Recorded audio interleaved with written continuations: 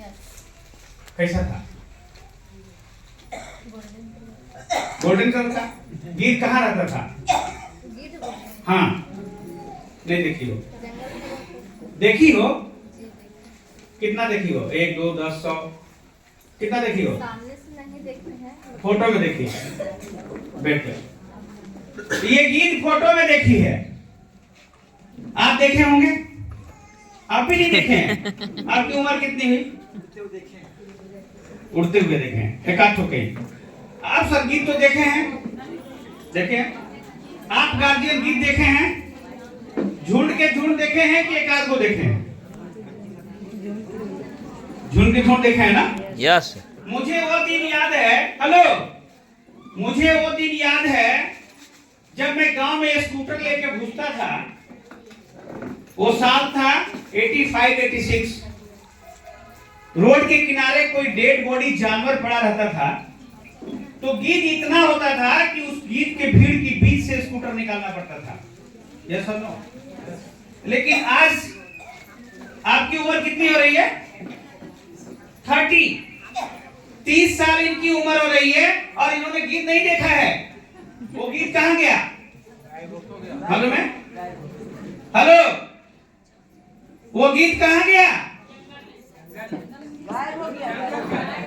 वो गीत विलुप्त हो गया, गायब हो गया। क्यों गायब हुआ मालूम है? जिसको जाना है शांति से उठ के चल जाए। वो गीत क्यों गायब हुआ मालूम है? क्यों? क्या, किसकी वजह से?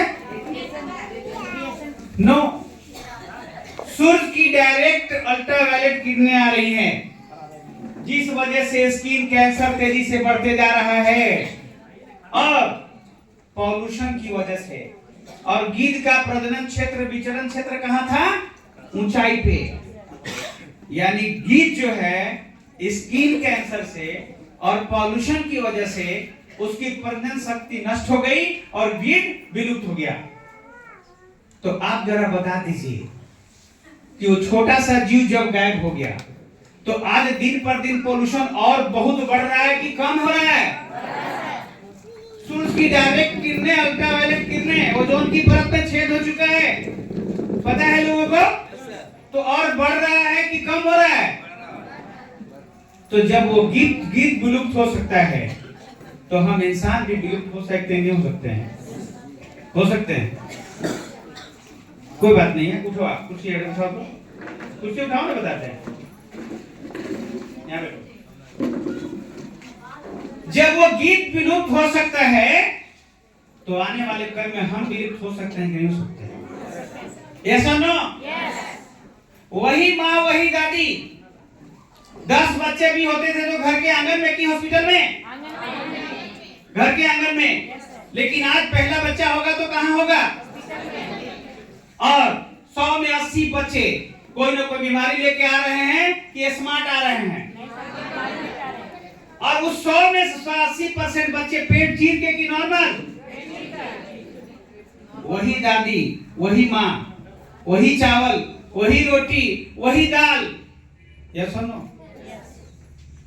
तो अब जरा बता दीजिए कि 80 में 100% सर्जरियन और 80 में 80% कोई ना कोई बीमारी लेके और कुछ नहीं है तो कुपोषित है। यस और नो? और तो और 50% माँ को बच्चा होने के बाद उस बच्चे का पालन पोषण कौन कर रहा है? कौन कर रहा है मालूम है? उस बच्चे का पालन पोषण कौन कर रहा है? कौन? माँ। गाय, भैंस, बकरी और नहीं तो डब्बा। जब बच्चा माँ के पेट से बाहर आने के बाद डब्बा पिएगा, तो उसका सॉफ्टवेयर भी डब्बा जैसा होगा कि माता पिता जैसा खानदानी होगा? और माँ से प्रेम ज्यादा होगा कि कम होगा? तो शादी के बाद वो बच्चा तो डब्बा वाली के हो जा रहा है, तो काहे को माता पिता दुखी हो रहे हैं कि हमरा नहीं है बेटा, तू डब्बा वाली के हो जाए? ऐसा नो? उसको मातृत्व से मिला ही नहीं, उसको माँ का दूध मिला ही नहीं, तो मातृत्व से लगाव तो है नहीं। शादी के बाद मिल गई डब्बा वाली तो हो गया डब्बा वाली का। अब माता पिता दुखी रह रहे हैं, पहले मेरा था, शादी के बाद डब्बा वाली के हो गया। अरे डब्बा वाली डब्बा का दूध पिलाओगी तो क्या करेगा?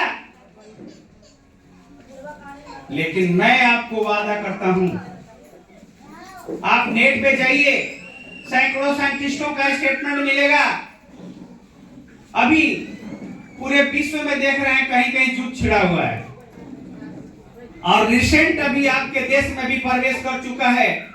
कौन सा वायरस? HMPV है ना।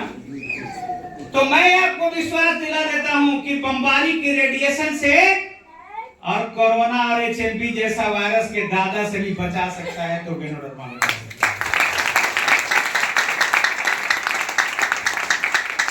ये मेरा स्टेटमेंट नहीं है, ये सैकड़ों वर्ल्ड के बड़े बड़े साइंटिस्टों का स्टेटमेंट है कि सारे रेडिएशन से बचा सकता है गेनोडर्मा।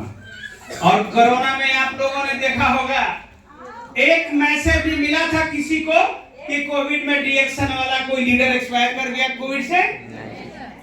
नहीं ना। बल्कि कोविड में हम लोगों ने इस कदर सेवा दिया, हमारा कंपनी, हमारे फाउंडर, जोरदार तालियों से स्वागत कीजिए डॉक्टर प्रिंस।